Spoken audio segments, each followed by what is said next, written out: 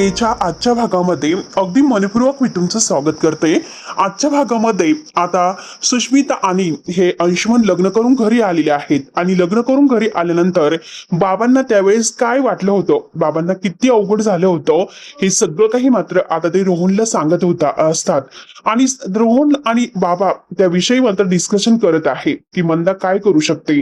मंदाला कितीही समजावलं तरी सुद्धा मंदा आपलं काहीच ऐकून घेत नाही, म्हणून बाबांना आणि रोहनला फारच राग येत असतो आणि त्यावेळेस घडलेली परिस्थिती एकमेकांना सांगत आहे। आणि मंदाने त्यावेळेस उत्तर दिलेलं असतं की जेव्हा रोहनचं लग्न झालं होतं त्यावेळेस तुमचे हे सगळे काही उत्तर प्रश्न कुठे गेले होते बरं। त्यामुळे आता मला सवय झालेली आहे, मी कोणतेही निर्णय घेतले तर तुम्ही कसे रिॲक्ट होणार आहे, त्यामुळे आजकाल मी कोणत्याही गोष्टी तुम्हाला सांगत नसते। किंवा बाबा तिला म्हणलेले असतं की स्वतःच्या पायावर असा धोंडा पाडून घ्यायचा असतो का?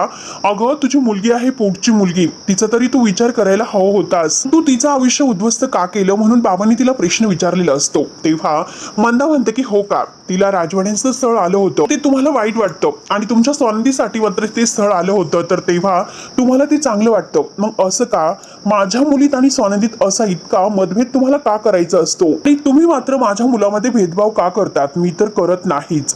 तेव्हा बाबा वैतागून म्हणलेले असतात की अंशुमन मुलगा चांगला नाही, त्यामुळे मला असं वाटतं की सुष्मिताने जो निर्णय घेतला आणि तू त्या निर्णयाला पाठिंबा दिला हे चुकलेलं आहे, म्हणून बाबा आपल्या जीवाची पर्वा न करता हे सगळं काही जीव तोडून सांगत असतात। आणि अधिरा सुद्धा त्याच वेळेस सगळं काही सांगत असते, पण तरी सुद्धा ऐकायला कोणीही तयार होत नाही। आणि मंदा म्हणलेली असते की हे बघा, आता सुष्मिताने तुम्हाला सांगितलं नाही, मी सुद्धा तुम्हाला सांगितलं नाही, मग तुम्हाला नक्की प्रॉब्लेम आहे तरी काय? म्हणजे हे बघा, आता मी जे काही आहे, मी आता ह्या सुष्मिताच्या लग्नाला पाठिंबा दिला, आम्ही तुम्हाला काही सांगितलं नाही, मग नक्की तुम्हाला प्रॉब्लेम काय आहे? आणि या सगळ्यामध्ये माझी चूक वाटते ना, मग तुम्ही एक मोठं काम करा की विष घ्या आणि विष मला द्या, आणि विष मला देऊन मात्र सगळं काही तुमचं एकदम मेले का सगळं सुरळीत होईल आणि तुमचे प्रॉब्लेम मात्र मुळासकट नाहीसे होतील, मी तुम्हाला चांगलं सांगत आहे, त्यामुळे तुम्ही ते ऐका। तेव्हा आता बाबा आणि सगळेजण खूपच वैतागलेले असतात, या मंदापुढे त्यांचे हात टेकलेले आहेत। व अधिरा सगळ्यांना शांत राहायला सांगते, अधिरा सगळ्यांना शांत राहून म्हणते की हे बघ अंशुमन, अरे तू का असं केलंस, काय गरज होती तुला हे सर्व करण्याची, आणि का केलंस तू असं, म्हणून अधिरा विचारते। तर मंदा तिला म्हणते की अगं तुझा भाऊ लग्न करून घरात आलास, तुझ्या नंदेने लग्न केलं, मग त्यांचं स्वागत करण्याऐवजी, त्यांचं औक्षण करण्याऐवजी तू त्यांना हा प्रश्न विचारतेस। तिला म्हणते की याचं स्वागत करू, हा तर मुलींना त्रास देतो, मग याचं स्वागत करू का मी, आणि नक्की हा कसा आहे काय आहे मला माहिती आहे, खूप मुलींना त्रास देतो, तर जरी माझा भाऊ असला ना,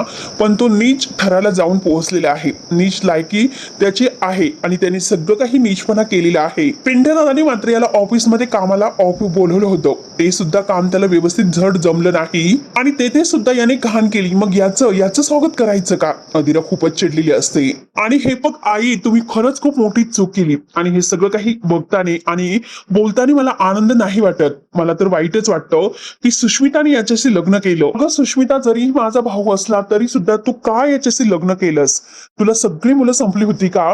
आणि रोहनच्या बहिणीशी तुझी वागण्याची हिंमतच कशी झाली, म्हणून अधिरा आता ही अंशुमनावर धावून जाते। रोहन अधिराला धरतो आणि म्हणतो की प्लीज अधिरा शांत हो। तेव्हा अंशुमन म्हणतो की इट्स ओके, अरे रोहन, आमच्या घरामध्ये सुद्धा सारखी भांडणं होतच असतात, जसं तुझ्या आईने घरामध्ये काही केलं तर ते सगळ्यांना चुकीचं वाटतं, तसं आमच्या घरामध्ये मी सुद्धा काही केलं तर ते सगळ्यांना चुकीचं वाटतं, आणि स्पेशली म्हणजे अधिरा, तिची तर खरंच सेम सिच्युएशन आहे। अधिराचा सक्का भाऊ असून सुद्धा मी नाही आवडत तिला, परंतु पिंटदादा तिला आवडतो। तेव्हा अधिरा म्हणते की कारण तो चांगला आहे, तुझ्यासारखा नाही, तो लोकांशी सगळ्यांशी चांगलं वागत असतो, स्पेशली म्हणजे तो स्त्रियांचा अपमान करत नसतो, त्यांना रिस्पेक्टफुली वागत असतो, हे लक्षात घे।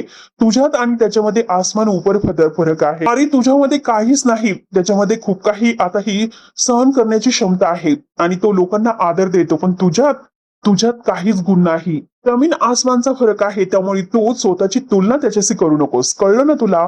अधिरा खूपच भयंकर चिडलेली असते आणि मंदा लगेच म्हणते की शांत व्हा, आणि हे बघा पुरे सगळ्यांनी शांत राहा, आणि आता तो माझा जावई आहे, त्यामुळे माझ्या जावईला जर कोणी काही बोललं, त्याचा अपमान केला तर ते मला नाही आवडणार, असं स्पष्ट म्हणते। आता हे सगळं काही डिस्कशन झाल्यानंतर आता रोहन बाबांना म्हणत असतो की खरंच त्यावेळेस मात्र मला त्या अंशुमनचा फारच राग आला होता, खरंच खूपच बाबा, त्याची बहीण त्याला इतकं बोलत होती पण तरी सुद्धा एवढी सुद्धा लाज त्याच्यामध्ये नाही, आणि त्यावेळेस बाबा मला तुमची काळजी वाटत होती, कारण ह्या सगळ्यामुळे खरंच तुम्हाला खूप शॉक बसलेला होता आणि या धक्क्यामुळे जर तुम्हाला काही झालं असतं तर मी काय केलं असतं तरी सुद्धा त्यांना काही फरक नसतो, कारण सुष्मिता आणि अंशुमन अगदी निर्लज्जासारखे बघत होते, कारण त्यांना आईचा सपोर्ट होता. आणि एक गोष्ट बाबा, जर त्यावेळेस तिथे आई नसती तर खरंच अंशुमनला मी सोडलं नसतं. तेव्हा बाबा म्हणतात की मी तुला सांगतो रोहन, या सगळ्याचा पश्चाताप त्या मंदाला एक ना एक दिवस नक्की होणार आहे, पण आपलं चुकलं हे तर कधी मान्य करणारच नाही.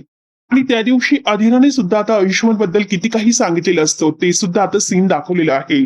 आणि त्यामध्ये बाबा आता रोहनला सांगत आहे की बघितलंस का, अधीराने त्या दिवशी मंदाला अंशुमन बद्दल इतकं सांगितलं, सुष्मिताला सुद्धा सांगितलं, अगं सुश हा चांगला मुलगा नाही, त्याने आतापर्यंत कित्येक मुलींना फसवलेलं आहे, अगं त्यांच्याशी प्रेमाची नाटकं केली, खूप काही गिफ्ट त्यांना दिली, याचं काम झालं ना त्याने त्या मुलींना सोडून दिलेले आहे, असं आहे हा मुलगा. तरी सुद्धा मंदा त्यावेळेस हे म्हणलेले असते की अगं त्याने इतकी नाटकं केली पण लग्न तर कुणाशी नाही ना केलं.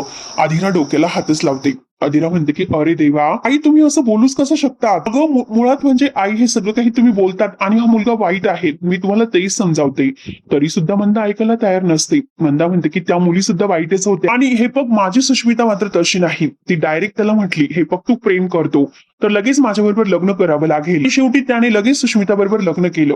आता सुष्मिता आणि अंशुमन एकमेकांकडे बघत असतात, तेव्हा लगेच आता ही अधीरा इतकी वैतागते. अधीरा म्हणते की तुम्ही काय केलं नेमकं, डोळ्यावर पट्टी बांधलेली आहे का, त्याने खूप काही गोष्टी केलेल्या आहेत, पिंट्या दादांनी याला ऑफिसमध्ये यायला सुद्धा मनाई केलेली आहे, पण तरी सुद्धा आणि याने श्वेताबद्दल जे काही केलेलं आहे, अंशुमन सांगू का, श्वेताबद्दल जे काही घडलेलं आहे ते सांगू का सगळ्यांच्या समोर. मंदा म्हणते की हे फक्त चुका ह्या होत असतात आणि तो सुद्धा माणूसच आहे आणि आता त्याने लग्न केलेलं आहे त्यामुळे हे सगळं सोडून दे.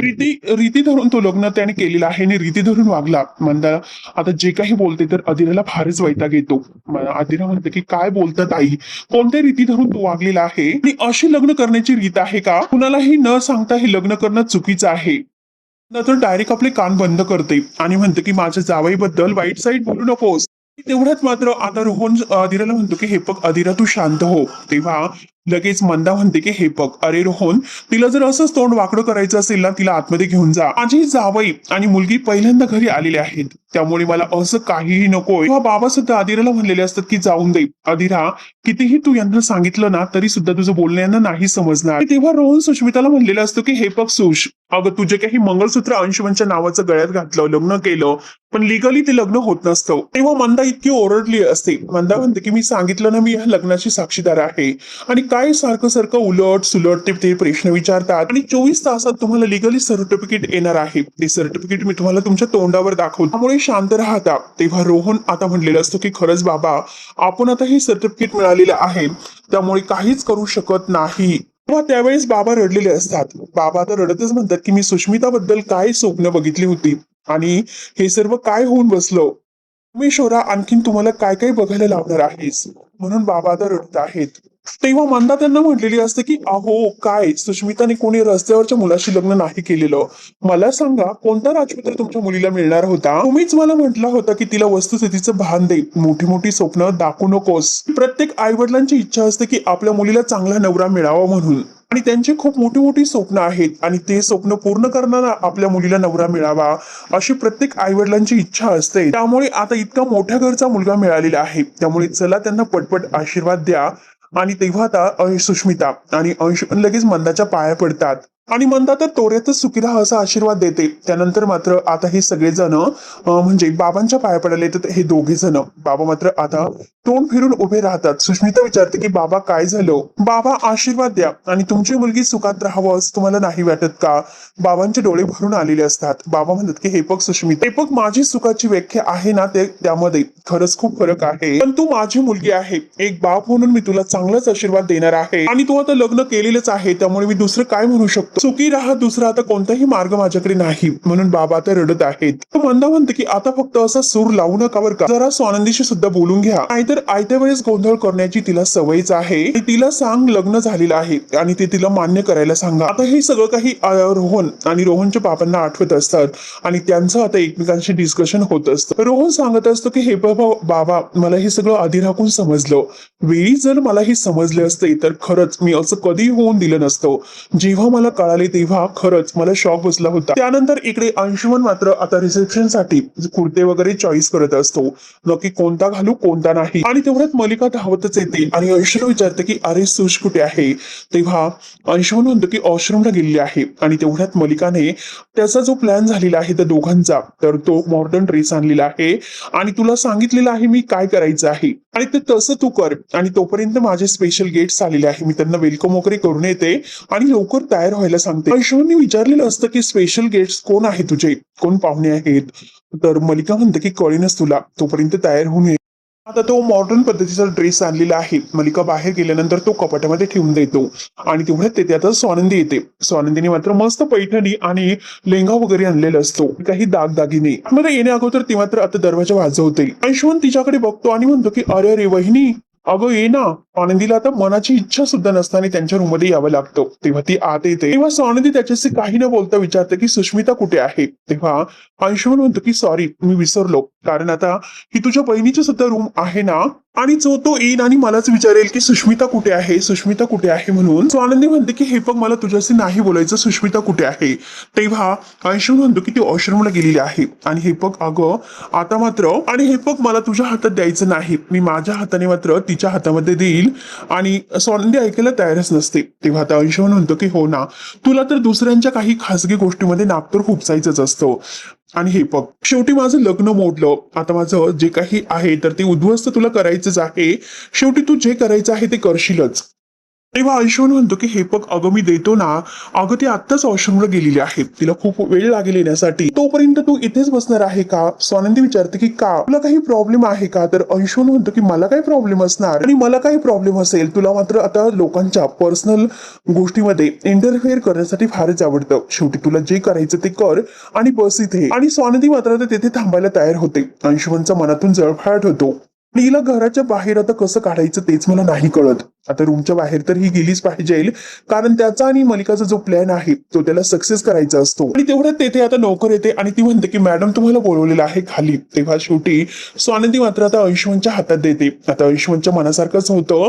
आणि आता ती अंशुमनला म्हणते की हे बघ मध्ये साडी वगैरे आहे ती सुष्मिताला दे, पैठणी आहे त्यामध्ये शेला वगैरे सुद्धा आहे, सुटेबल अशी मॅचिंग ज्वेलरी सुद्धा आहे. अंशुमन आता खूप नम्रपणे म्हणतो की हो वहिनी मी नक्की देईल. असे बोलून मात्र आता स्वानंदी तिथून निघून बाहेर येते. तेवढ्यात मात्र आता अंशुमनने कपाटामध्ये जे मलिकाने ड्रेस वगैरे आणून दिलेला असतो आणि आता ही स्वानंदी दिलेली साडी तो सगळं काही चेंज करतोय. तेवढ्यात सुष्मिता तयार होऊन बाहेर येते. आणि बाहेर आल्यानंतर आता लगेच अंशुमन सुष्मिताला म्हणते स्वानंदी ताई आली होती तुझ्यासाठी हे गिफ्ट घेऊन. तेव्हा आता लगेच सुष्मिता इतकी खुश होते आणि माझं न्यू गिफ्ट असं म्हणून लगेच सुष्मिता जेव्हा बघते आणि म्हणते की हे गिफ्ट दिलेलं आहे का ताईने, अरे पारंपरिक आता हे रिसेप्शन आहे आणि त्यामध्ये आता हा ड्रेस घालायचा, की असं कसं गिफ्ट देऊ शकते. अंशुमन म्हणतो की कदाचित तिचं मत बदललं असेल, बिंदास्त घाल, स्वानंदी ताईंनी दिलेला आहे पण प्रेमाने. तेव्हा आता सुष्मिता म्हणते की हे सर्व करून मी काय करू, तुम्ही तर माझ्याकडे बघत सुद्धा नाही. अंशुमन लगेच सुष्मिताला म्हणतो की तू अजूनपर्यंत राग धरून बसलेली आहे का.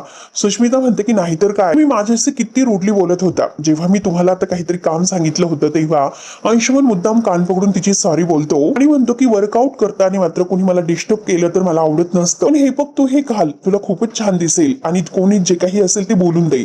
तुझा नवरा कोण आहे. सुष्मिता लाजतच म्हणते की तुम्ही. तर अंशुमन म्हणतो की नवऱ्याला काय आवडेल हे महत्वाचं आहे की बाकी काय म्हणतील ते महत्वाचं आहे. सुष्मिता म्हणते की तुम्ही जे काही म्हणताल ते महत्वाचं आहे. अंशुमन लगेच तिच्या गळ्यामध्ये हात घालत मिठी वगैरे मारत म्हणतो की एक्झॅक्टली तुझ्या नवऱ्याला तर आवडलं, मग बाकीच्यांचा विचार करू नकोस. आणि जर तुला बाकीच्यांनी कोणी विचारलं तर स्वानंदी ताईंनी सांगितलं होतं असं सांगायचं. आणि सुष्मिता खूपच खुश होते की मी चला लगेच आता चेंज करून येते, तुम्ही फक्त माझ्याकडे बघतच राहा. बघा आज मी काय करते, नंदुताईकडे कोणीही बघणार नाही, सगळेजण माझ्याकडे बघतील. सुष्मिता मात्र आता खूपच खुश होत आतमध्ये जाते. आणि अंशुमन स्वतःशी इतका खुश होतो आणि म्हणतो की आता खरी पार्टीमध्ये मजा येणार आहे. तर त्यानंतर इकडे मंदा आणि बाबा यांच्यामध्ये आता पार्टीला जायच्यावरून अजून सुद्धा भांडण सुरू असतं. आता बाबांना तिकडे जायचं म्हणजे अगदी म्हणजे अनकम्फर्टेबल वाटत असतं, लाज वाटते त्यांना.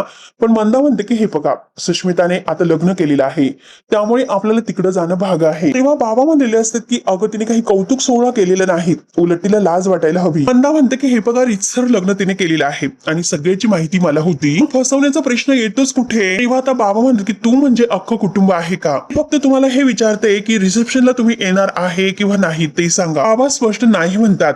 तेव्हा मंदा म्हणते की तुम्हाला यावं तर लागेल, ते तुमची व्याई आहे. तर मंदा म्हणते की हे बघा तुमच्या आडमुठेपणाने सुष्मिताला नको नको ते ऐकून घ्यावं लागलं तर काय करायचं. आणि हे बघा तुम्हाला आवडो किंवा न आवडो परंतु लग्न झालेलं आहे. मग आता नवरीच्या घरचे नसते तर लोक काय म्हणतील. तेवढ्यात रोहन तेथे येतोय. बाबा आणि मंदा या दोघांमध्ये भांडण सुरू असतं. तेव्हा रोहन हे सर्व ऐकतो. मंदा म्हणते की झालं तुम्ही नका येऊ, आणि जरीही तुम्ही उपकार केल्यासारखे आले तरी सुद्धा चार चौकात माझा अपमान करणारच. त्यापेक्षा तुम्ही नाही आले ते बरं. मी एकटीच जाते. मला माझ्या मुलीची काळजी वाटते, तिच्या आनंदात मला सहभागी व्हायचं आहे. आणि तुम्ही बसा येते स्वतःचे हात कुरवळत, आणि किती सहन करायचं असे बडबड करत मात्र आता ती आतमध्ये निघून जाते. आणि तेवढ्यात रोहन आणि अधिरा बाहेर येतात. बाबांना टेन्शन आलेलं असतं. अधिरा आणि रोहन विचारतात की बाबा तुम्ही ओके आहात ना. आणि रोहन म्हणतो की बाबा आम्ही मुद्दामच बाहेर नाही आलो, कारण बाहेर आईचा आरडाओरडा सुरू होता. बाबा म्हणतात की बरं केलं. अधिरा विचारते की बाबा तुम्ही खरंच रिसेप्शन साठी नाही येणार. तर बाबा म्हणतात की काय करू बाळा, ज्या मुलीने मात्र आता विचारलंच नाही लग्न करण्याचं सुद्धा स्वतःच्या बापाला, अशा मुलीच्या रिसेप्शनला येऊन मी काय करू बरं. रोहन म्हणतो की बाबा नंदुताई तिकडे